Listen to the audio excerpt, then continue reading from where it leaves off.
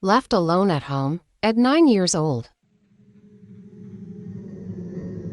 I was 9 years old when this happened. For whatever reason, I was home alone one night, so I was playing video games upstairs in my room. I wasn't allowed to answer the door to anyone when I was home alone. Whenever I was left alone, it wasn't for long. My mom would just be out grocery shopping or something like that.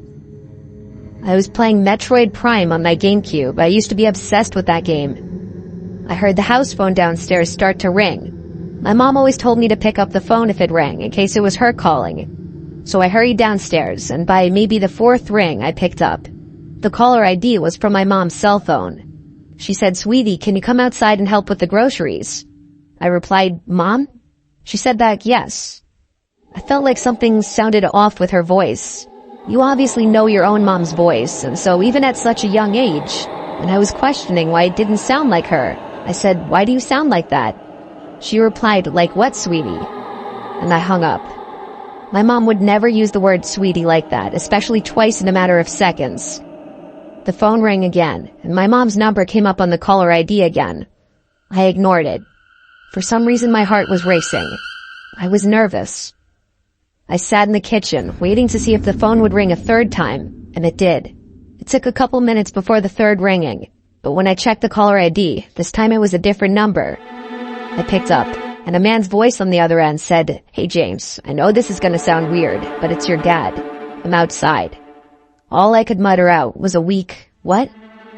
The man said, "I'm outside. I have a lot to explain." I hung up right then and there. My dad died when I was 3. I have no memories of him. My suspicion was in fact true that the first voice I heard was not my mom's. The phone rang again, and then again after that. I ignored it each time. I couldn't even call my mom because someone clearly had her phone. Then things took a turn for the worse when there were knocks at the front door. This went from a "someone has my mom's phone" situation to a "someone is outside the house" situation. My mom would not be knocking on the door. She'd have a key, obviously. I peered around the wall of the kitchen to look at the front door. I heard a man's muffled voice on the other side saying my name. He was saying, "It's your dad." He rang the doorbell, and then I heard him start attempting to open the door.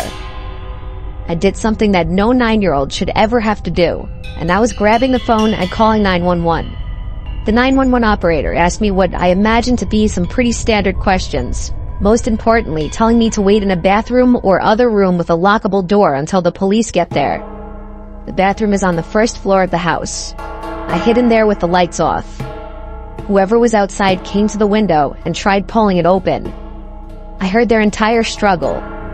Then they must have moved to the next window. I think they tried every window and door in the house.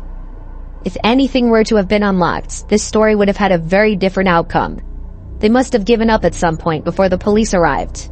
And I say they because clearly there were 2 people involved in this, a man and a woman. They both could have been out there for all I know. The operator told me that the police are at the front door now and it's safe to go meet them there. Only when I opened the door to the police was when I hung up the phone. They did a quick investigation inside and outside of the house and asked me where my mom was supposed to be and if my mom knew anyone who might want to hurt us. I'm sure I said I thought she was grocery shopping or something, and not that I know of. My mom returned home with my little sister in a panic when she saw the police cars out front. My mom's phone was stolen, which was already clear. I'm sure that our address, home phone number, and other personal information was stored somewhere on the phone, easily accessible, though how they knew my name, I'm not exactly sure. Something on my mom's phone must have given it away. It was an old Nokia flip phone. Who stole it was a mystery. But my mom's phone background was a picture of her with my little sister and I. This could have been an indication to some disgusting, creepy couple out there that the owner of this phone was a single mom with 2 young kids. And they tried to use that as a way of tricking me into leaving the house, which is absolutely disgusting and horrific.